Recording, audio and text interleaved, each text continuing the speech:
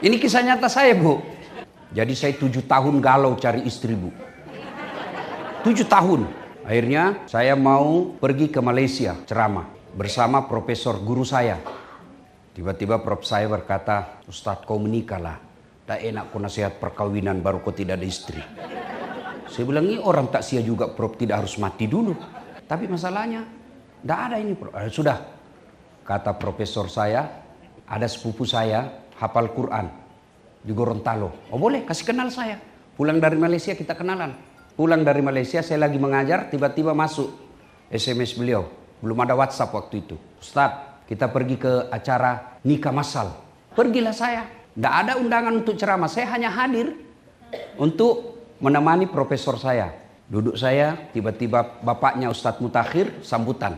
"Ustadz Arif, terima kasih kepada Ibu Haji Nadirah yang banyak membantu pesantren ini." Saya bisik profesor saya, Penny Haju namanya.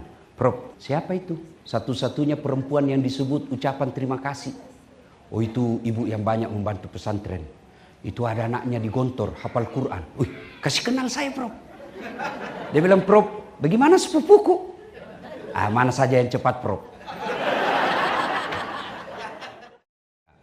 Ibu bapak saudara-saudara sekalian, kalau kita melihat check and recheck, infotainment, dan sejenisnya, itu kalau masa pacarannya itu selebriti, Masya Allah, dialah bidadari dalam hidupku, anugerah terindah dalam hidup saya. Ketika sudah menikah, Masya Allah, miliaran biayanya, orang ikut dalam pesta itu sangat mewah dan meriah. Belum 2 tahun sudah saling menghina lagi di medsos. Kenapa? Karena dia salah dalam membina rumah tangga. Biasanya anak-anak kita nikahkan, "Kamu cinta enggak?" Cinta tidak cukup untuk berumah tangga. Sudah punya kerja enggak? Punya kerja tidak cukup untuk berumah tangga. Ya, harus punya ilmunya. Ilmu inilah yang kadangkala tidak disiapkan sebelum menikah. Ilmu minimal laki-laki, dia harus tahu bagaimana kondisinya perempuan kalau haid. Itu kalau perempuan kalau haid, jangan ajak ngomong. Diam aja. Kalau dia ngomel, diam. Biar dijelaskan, tidak masuk di akalnya. Apalagi kalau dia sudah bilang pokoknya, sudah diam aja lah kita ya. Nah itu mesti ditahu semua. Nah ibu bapak saudara-saudara sekalian, tujuan pernikahan itu sering kita ringkas samawa. Sakinah, mawaddah, warahmah. Nah kita tidak tahu ini apa itu sakinah, apa itu warahmah. Samawa, sakinah. Sakinah secara harfiah, terjemahan bebasnya, ketentraman jiwa. Tujuan pernikahan, ketentraman jiwa. Jadi kalau dalam rumah tangga tidak ada ketentraman jiwa, tujuan pernikahan itu tidak tercapai. Dan pernikahan itu untuk mencapai ketentraman jiwa, 2 modalnya. Itu yang tadi sakinah, mawaddah, warahmah. Cinta dan kasih sayang. Cinta itu ibu identik dengan syahwat. Cinta itu identik dengan tubuh yang mulus.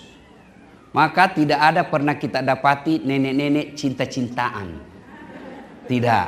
Apa yang abadi adalah kasih sayang.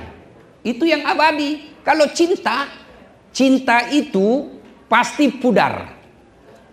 Maka dalam menikah, ini bagi adik-adik yang belum menikah, itu kata Nabi, nikahilah seseorang karena 4 perkara. Yang pertama, lihatlah kecantikannya. Li jamaliha, lihat cantiknya. Cantik ini penting, tapi tidak boleh prioritas. Kenapa? Cantik ada batasnya. Cantik itu temporer, ada waktunya. Bapak-bapak, Pak, yang sudah 65 tahun, istrinya 60 tahun, cantik mana istri Bapak 40 tahun yang lalu dengan sekarang? Bohong Bapak kalau katakan sama. Pasti karena Bapak takut sama istri. Ini bohong Pak. Ya, pasti. Jadi perlu itu cantik. Kenapa? Dia hampir 24 jam depan kita. Bangun dia lagi. Mau tidur dia lagi. Pulang kantor dia lagi. Sarapan dia lagi. Hampir 24 jam depan kita. Jadi kalau jelek pasti cepat bosan. Cantik tidak boleh jadi prioritas. Kenapa? Cantik ada batasnya. Yang kedua, cantik itu subjektif. Menurut Bapak cantik, menurut saya belum tentu. Ya kan? Ada laki-laki yang senang hitam-hitam. Ada laki-laki yang senang yang putih. Ada perempuan yang senang yang sawo matang. Ada yang senang yang putih bersih. Ya, maka subjektif. Yang kedua kata Nabi, nikahilah dia karena keturunannya. Penting cari keturunan. Tapi tidak boleh prioritas. Orang Jawa katakan, lihat bebet, bibit, popotnya. Ya kan? Tapi tidak boleh jadi pertimbangan utama. Kenapa? Ada orang bapaknya Nabi, anaknya jadi pengkhianat. Nabi Nuh. Ya kan? Ada orang bapaknya pengkhianat, anaknya jadi Nabi. Nabi Ibrahim. Iya toh? Penting lihat siapa bapak ibunya, tapi tidak boleh prioritas. Yang ketiga, pilihlah karena kekayaannya. Kaya penting, tapi tidak boleh prioritas. Kaya dia Ustadz. Sampai generasi ke-7 dia tidak akan miskin. Masalahnya dia generasi ke-8. Ya. Maka kaya penting, tidak boleh prioritas. Kenapa? Bisa jadi tahun ini kaya, tiba-tiba bangkrut. Yang keempat, kata Nabi, lidiniha, lihat agamanya. Mahasiswa saya tanya, Ustadz, kenapa agama nomor 4? Mestinya dia nomor 1. Oh, ada dalam bahasa hadis. Betul nomor 4, tapi dia tidak titik di situ. Koma, ada penegasannya. Koma, stabilo, cetak miring, bold, garis bawah. Itu kalau diketik. Kata Nabi, utamakan agamanya, karena dengan agama kau akan dapat semuanya. Untuk mendapat keempat-empatnya Bu, makhluk langka. Dialah cantik, keturunan baik-baik, kaya pula, bagus pula agamanya.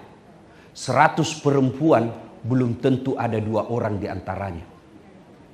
100 laki-laki belum tentu ada 1. Kalau ibu tahu ada di Amerika makhluk seperti ini, tunjukkan saya. Saya juga masih mau. Yang banyak kan cantik, tapi akhlaknya kesurupan.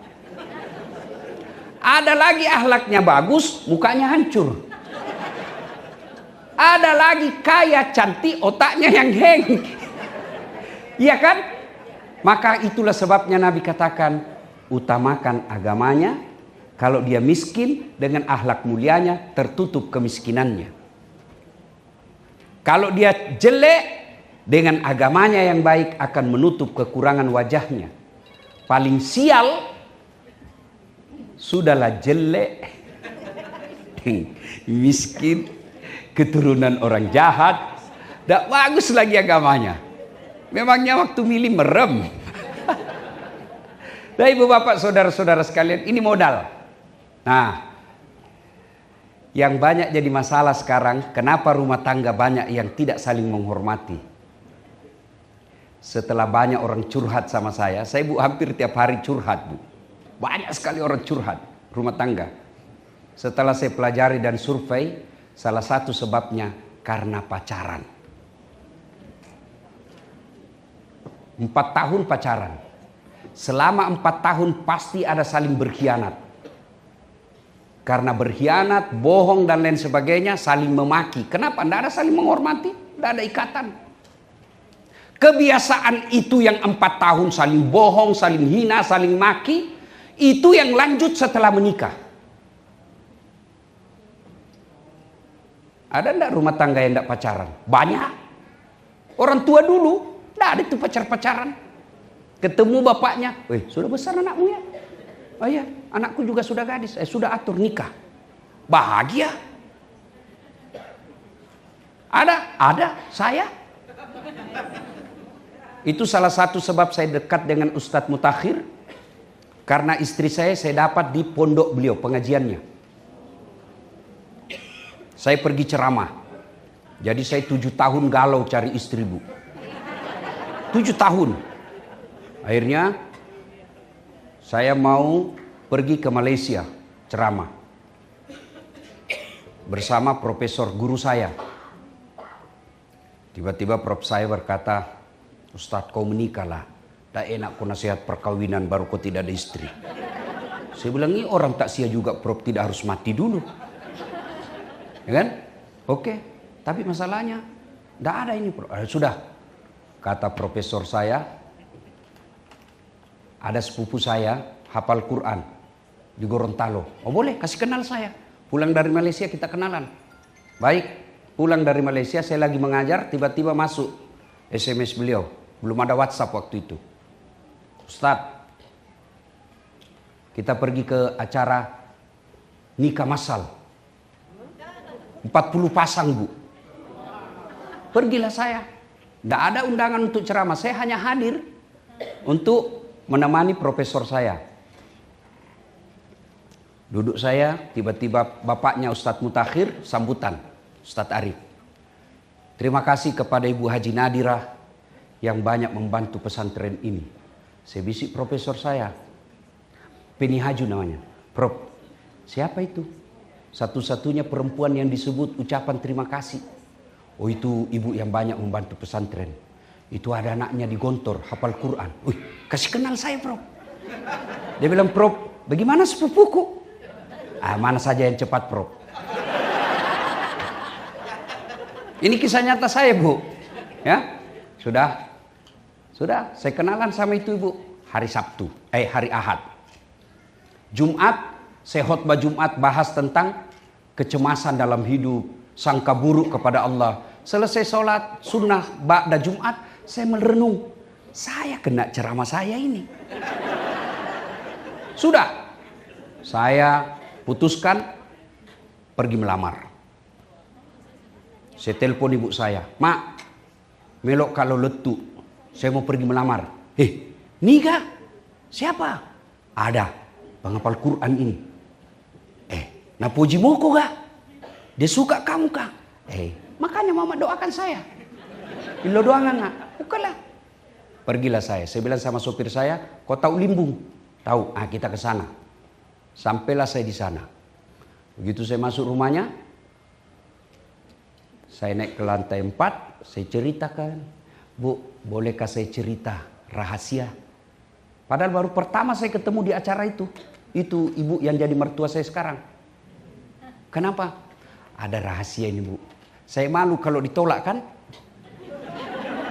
Ya kalau cuma berdua hanya dia yang tahu. Ceritalah saya berdua. Sudah cerita siapa saya, cerita-cerita. Lalu saya sampaikan. Waktu itu belum ada YouTube saya. Belum ada akun saya. Bu, saya dengar Ibu Haji ada anaknya di Gontor 2 penghafal Quran. Oh iya, ada itu anak saya. Alhamdulillah. Langsung saya bilang, Bu, saya ini niat Ibu Haji, saya mau lamar anaknya Ibu. Apa kata ibu itu? Alhamdulillah, doa saya ketika umroh diijabah Allah. Memang ketika saya umroh saya berniat berdoa di depan Baitullah. Ya Allah, kalau ada orang yang suka anak saya dan baik agamanya, saya terima. Langsung dalam hati saya, aman.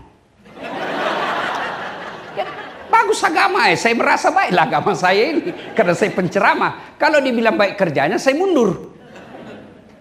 Lalu dia bilang, cuma anak saya ada 2, Ustadz, yang mana? Saya bilang, terserah ibu yang mana. Cuma kalau saya tidak ada masalah Ustadz. Cuma kan saya ibunya, masih ada bapaknya ada di Singapura. Saya bilang, jadi bagaimana? Tenang Ustadz, soal bapaknya saya punya urusan. Dalam hatiku masuk gigi 2. Ya kan? Sudah aman situ. Udahlah. Lalu dia bilang, Ustadz, lihat dulu anak saya. Lihat dulu. Saya bilang, enggak usah ibu. Kenapa? Nanti Ustadz tidak suka. Enggak usah ibu. Kenapa saya tidak perlu lihat? Karena saya lihat fotonya bapaknya gagah.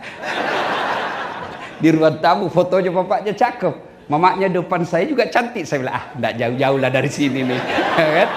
Buah jatuh tak jauh dari pohonnya, ya kan? Kecuali yang dibawa kelelawar, ya jauh itu dia. Nah, Ahad saya melamar, kenalan, Jumat saya melamar dan menikah setelah hari Ahad berikutnya. Tidak pacaran sampai sekarang, kita saling menghormati. Coba lihat anak-anak kita sekarang. Masih pacaran sudah panggilnya papi mami. Itu yang ibu mau. Nah, ibu bapak, saudara-saudara sekalian, istri saya itu Bu, Allah karim. Saya hebat begini bukan karena saya hebat, karena istri saya. Mana bisa kita ceramah kalau istri kita teror? Mana bisa saya ceramah begini, begitu 5 menit sebelum tampil dia menelpon, pulang kau. Pulang. Pulang. Kenapa? Kesetrum istri anakmu. Itulah fungsinya istri, memberikan ketentraman jiwa. Istri saya Bu, boleh kalau ada ibu tahu ke tetangga saya biasa malu. Itu biasa kan saya berangkat jam 4 subuh Bu, kadang-kala sudah pergi kalau kejar penerbangan pertama. Jam 4 subuh, saya pergi, diambil itu ranselku, dibawa. Nggak usah saya yang berat, karena banyak elektronik dalam. Apa dia bilang? Nggak apa-apa, nggak ada artinya ini Ustadz, dibanding beratnya hidupnya Ustadz menanggung kami.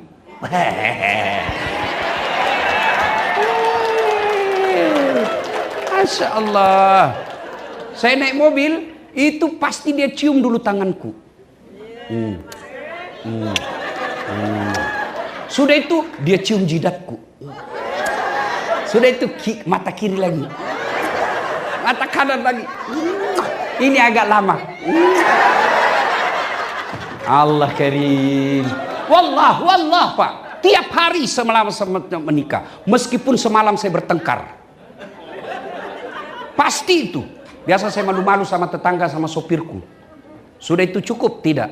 Dia usap dada saya. Lalu dia bilang, Ustadz, ridhoi saya. Meskipun semalam saya bertengkar. Bohong saya kalau tidak pernah bertengkar. Pernah juga. Tapi ketika saya mau pergi, hilang itu rasa pertengkaran. Kenapa? Belum tentu saya bisa hidup kembali ke rumah. Ustadz, ridhoi saya. Ridhoi saya. Dia tidak akan tutup pintu mobil sebelum saya bilang, iya, saya ridhoi kau sayang. Lalu dia bilang, ku lepas di kau pahlawan. Ini tambah-tambah saja ini bunda. Masya Allah. Jadi Bu, rezeki suami itu tergantung ketentraman jiwanya. Gimana suamimu cari tenang dengan cari nafkah? Kalau kamu tidak memberi ketentraman jiwa. Ketentraman jiwa itu bukan skincare. Enggak. Ketentraman jiwa itu akhlak yang baik. Akhlak yang baik. Tidak mungkin. Apa itu? Kamu mau jaga suamimu 24 jam. Tidak mungkin. Kau periksa HP-nya. Untuk apa? Ini yang selalu menjadi pertengkaran dalam rumah tangga, handphone. Tidak semua harus kau tahu itu rahasianya suamimu.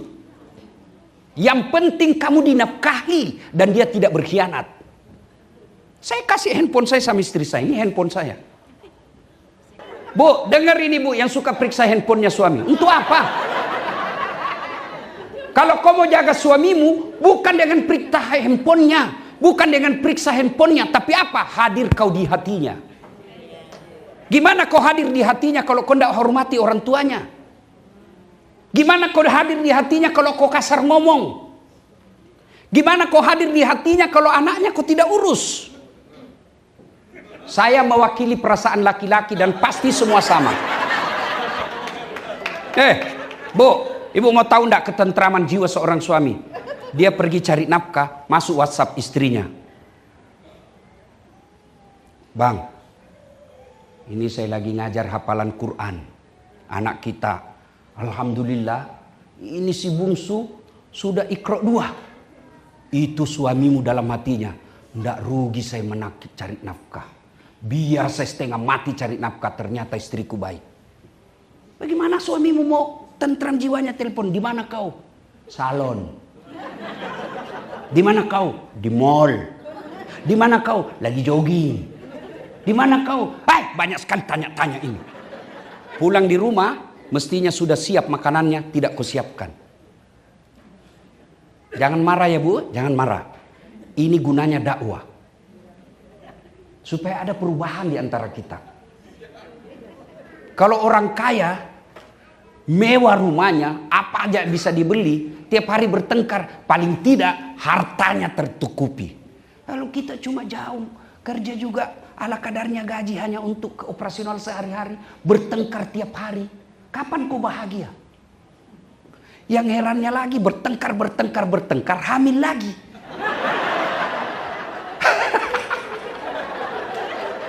Allah karim. Bu. Uy. Ibu. Mau jadi istri soleha? Catat. Jadikan status. Renah. R-E-N-A-H. Renah. Sampai jam berapa ini Ustaz? Sampai jam 12 pas kata Jumatan. Hah? Jam 2? Ibu bisa? Betul? Saya tidak bisa. Bu, apa Ibu? Apa? Rena. R-E-N-A-H. Rena. Rena. Satu, ramah. Tutur kata yang lembut. Sopan santun bicara. Kalau suamimu datang, sopan santunlah menyambutnya.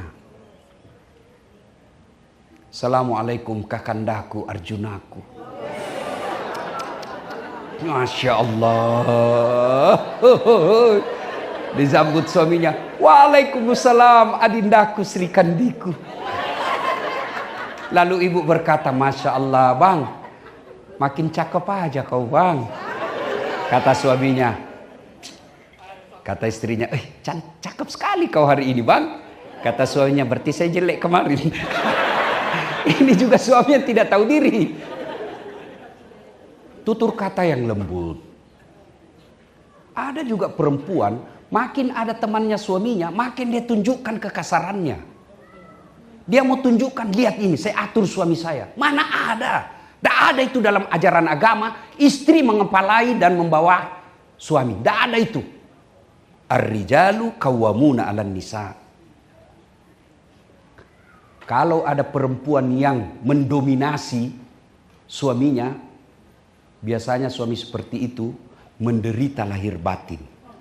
Dan kalau ada peluang sedikit melakukan maksiat, biasa digunakan. Tapi kalau suami istrinya baik, siapapun goda dia tidak akan tergoda. Kenapa? Dia akan berkata, ada bidadari di rumahku. Sayalah buktinya Bu. Banyak yang menggoda. Betul. Tapi saya selalu, ada pernah pengusaha datang bawa anak gadisnya ke hotel. Di lobi ketemu. Pengusaha sukses di Kalimantan. Nikahi anak saya Ustaz. Pak Haji, ada istri saya. Tidak perlu ada surat-suratnya. Saya cuma mau ada keturunan saya ulama. Tidak bisa. Ada istri saya baik. Coba kalau istri kita tidak baik. Kesempatan. Jadi kami ini laki-laki Bu, tergantung istri. Sopan bicara. Dan hebatnya itu perempuan Islam, kalian tidak tanggung dosanya suamimu. Tidak tanggung ibu. Beda kami laki-laki, kami tanggung dosanya istri. Istri tidak pakai jilbab, istri tidak bayar puasanya, istri tidak sholat. Meskipun suaminya imam, ditanya, mana ini suaminya ini? Kok bisa istrinya begini nih? Itulah makna ayat ku anfusakum wa ahlikum nar. Ibu ditanggung. Bukan cuma di dunia, di akhirat juga ditanggung. Di dunia bu, malu kita kalau perempuan pulang lebaran tidak pakai baju baru. Malu itu istrimu, suamimu. Malu kita sebagai suami kalau sudah 10 tahun menikah tidak dikasih emas istri kita. Malu itu suami. Kadang-kala menderita cari nafkah. Tidak pernah dia telepon istrinya. Saya dimaki-maki sama bos. Tidak, dia rahasiakan. Kenapa? Cukup saya menderita. Itulah suami. Dan ditanggung sampai di akhirat. Makanya ibu jangan suka ngomel.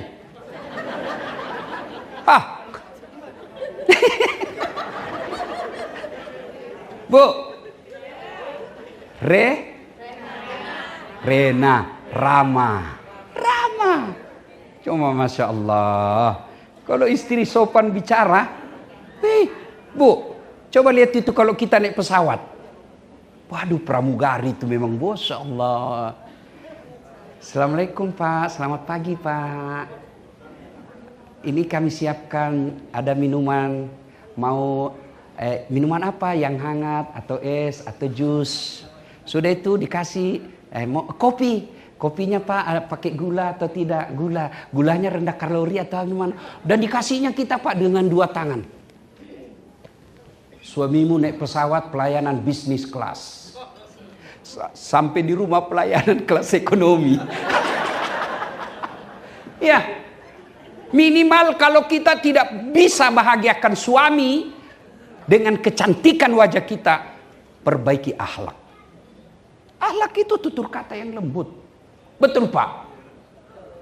Betul Pak? Dengar itu. Tutur kata, ramah. Ya.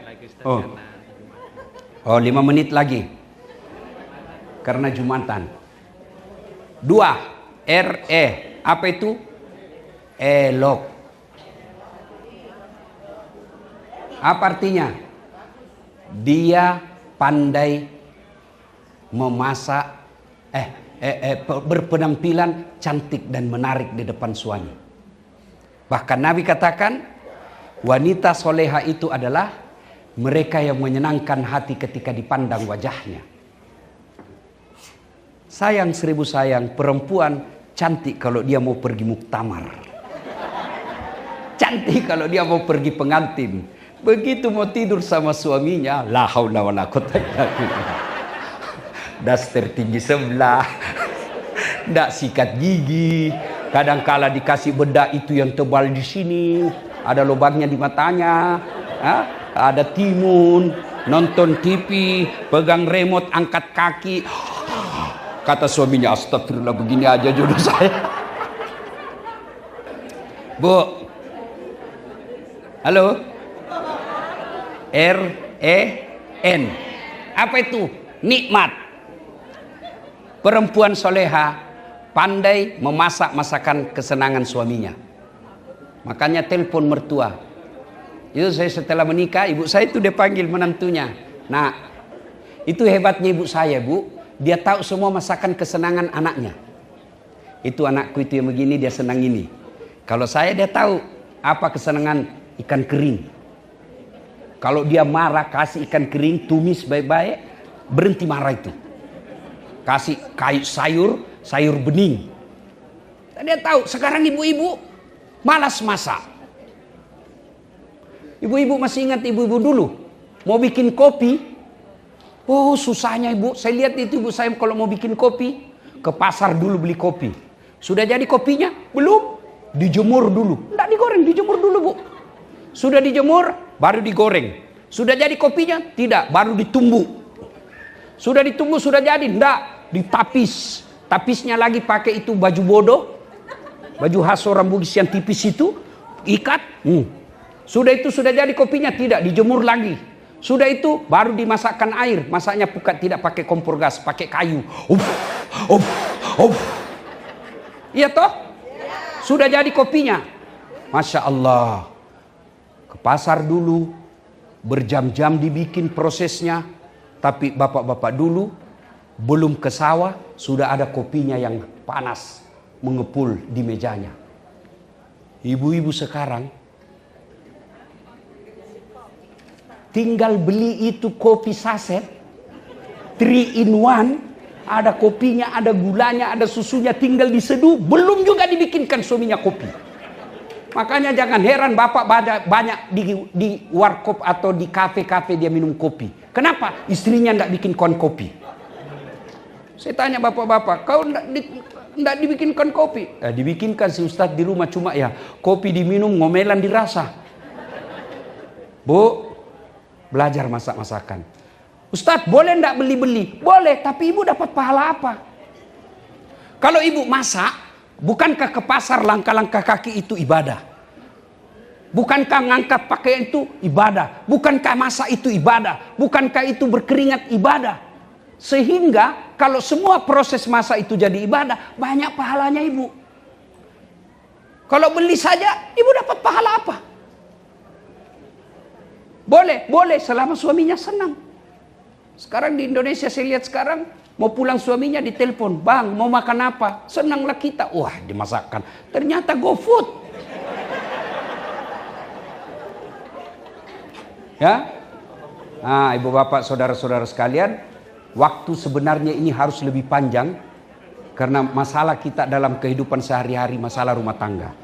Cuma waktu terbatas. Sebenarnya ibu, ini saya mau gaspol juga ini bapak-bapak. Ya, dia mau berharap suami istrinya seperti Siti Hadijah, tapi kita bukan seperti Muhammad. Nah, cuma karena waktu terbatas ya, bapak-bapak ndak digaspol. Habis waktu pak ya? Ya, jadi ibu bapak, Oke, sudah waktu Jumat. Jam berapa Jumat? Amal itu ada 2 bu, amal kebaikan, amal keburukan. Masuklah kita dikubur. Ketika kita dikubur, nangislah orang. Tapi dia injak-injak kita itu. Nangis tapi dia injak-injak kita. Dia injak-injak tanahnya. Tapi dia injak-injaknya kita. Ada kesalahan kita, dia pikir dia masuk ke liang kubur. Tidak, yang tempat kita itu bukan kubur. Namanya liang lahat. Ibu pernah lihat kan orang diantar jenazah dimasukkan ke kuburan? Itu ada kubur dulu, tanahnya yang seperti ini. Sudah itu digali samping yang pas-pas dengan ukuran badan kita. Sudah itu bu, dikasih kayu. Ya, nah di sini digali, cek. Sudah itu dimasukkan begini, ada penghalangnya. Itu tempat kita. Sudah, baliklah semua orang.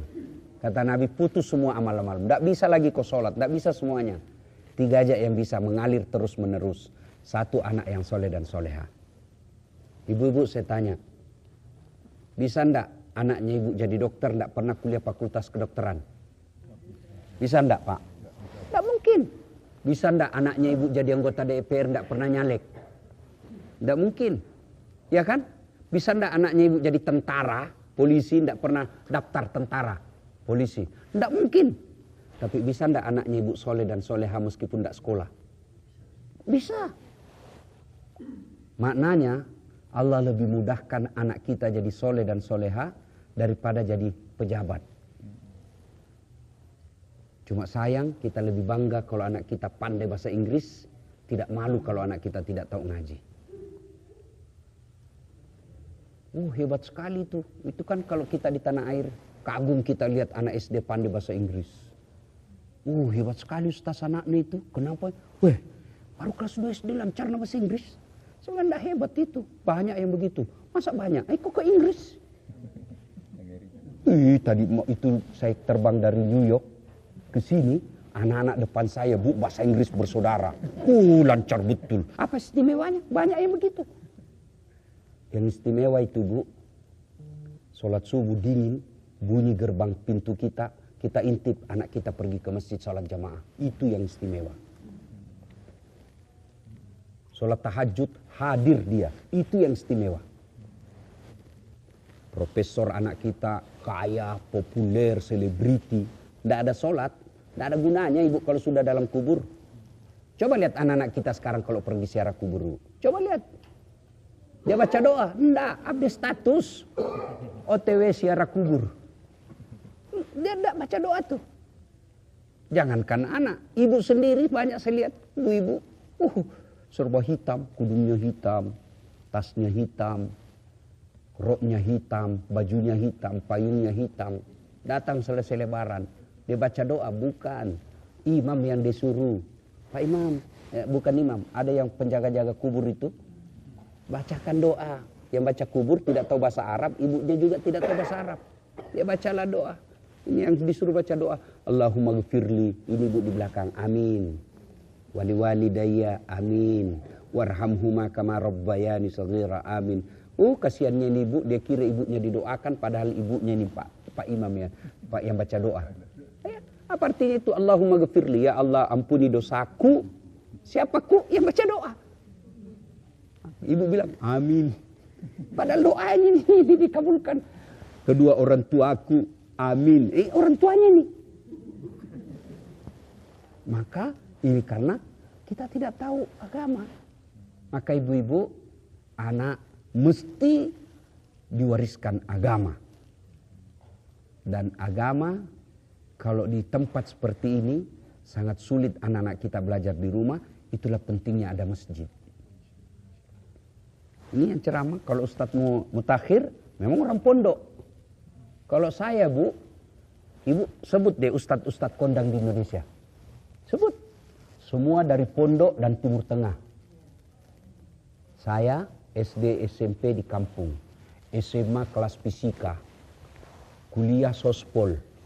S2 PR, S3 komunikasi, ngajar sekarang jurusan komunikasi, Universitas Hasanuddin.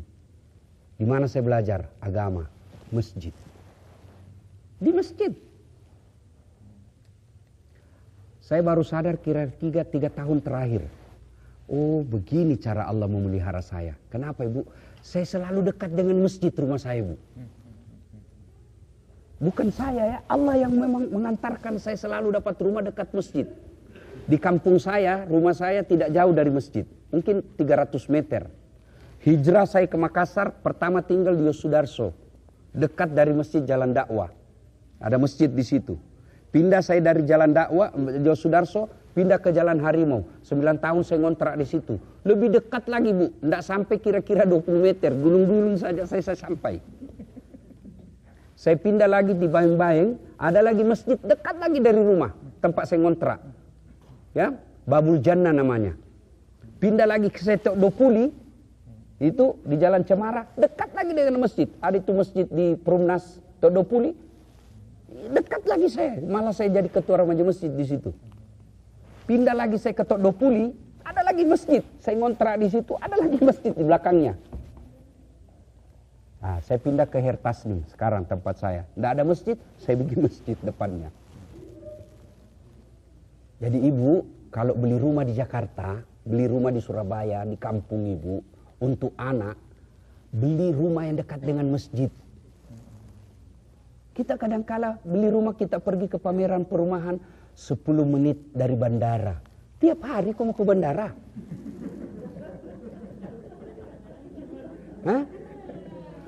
5 menit dari mall. Memangnya kau tiap hari mau ke mall? Hah? 10 menit dari rumah sakit. Doa supaya ibu tidak masuk rumah sakit. Yang ibu cari 10 menit dari masjid. Kenapa? Kalau ibu dekat dengan masjid rumahnya, insya Allah anaknya main di masjid. Anak main di masjid. Kalau ibu dekat dengan masjid, minimal ibu jadi pengurus majelis taklim. Kalau bapak dekat dengan masjid, insya Allah bapak jadi pengurus masjid. Dan kalau sudah jadi pengurus masjid, tidak mungkin Allah tidak kasih hidayah. Tidak mungkin. Ibu ajak ngurus rumah saya bahagia. Saya pergi umroh, ibu urus rumah saya pasti sangat bahagia. Pulang saya umroh, saya kasih oleh-oleh bu. Kalau perlu oleh-oleh yang paling baik saya kasih.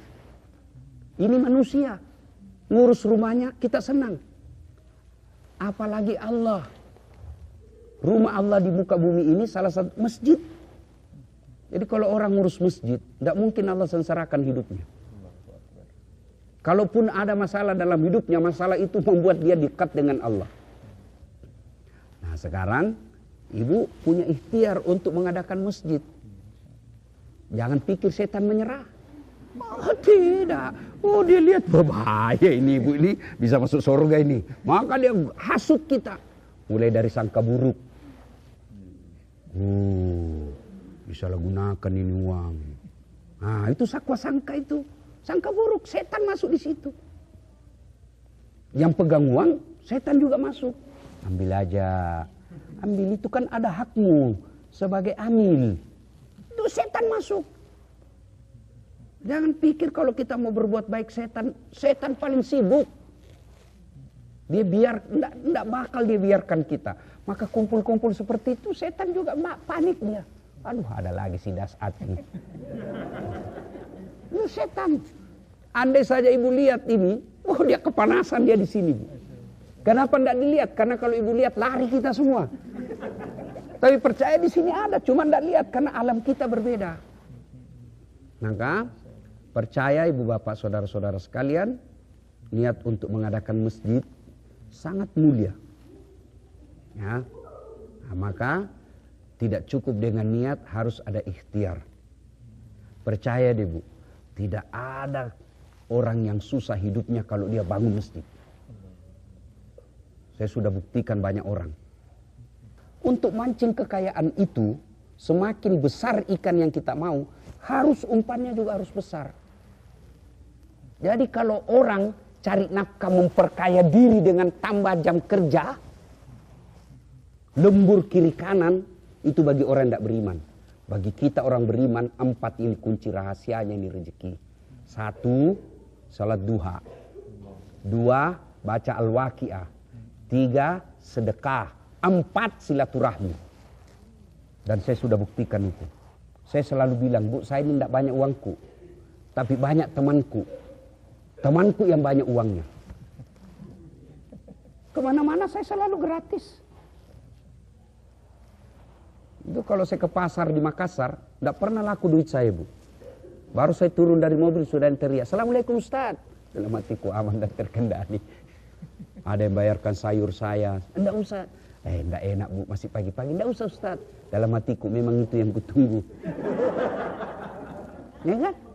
Silaturahmi.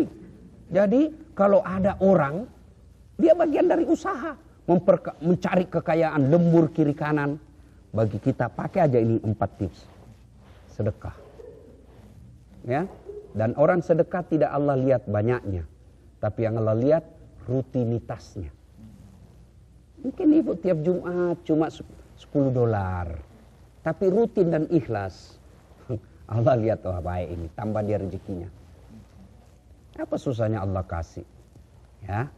Nah, kemudian anak soleh, sedekah yang bisa kita nikmati di alam kubur. Yang berikutnya adalah ilmu yang bermanfaat. Jadi kalau ibu dapat ceramahnya ada saat latih, jangan berhenti di situ, share. Like and share. Kalau ibu nonton ini sekalian, ibu kalau nonton ceramah saya di YouTube, ada iklan jangan di skip. Kalau ibu skip, ibu hanya dapat ilmu, saya hanya dapat pahala.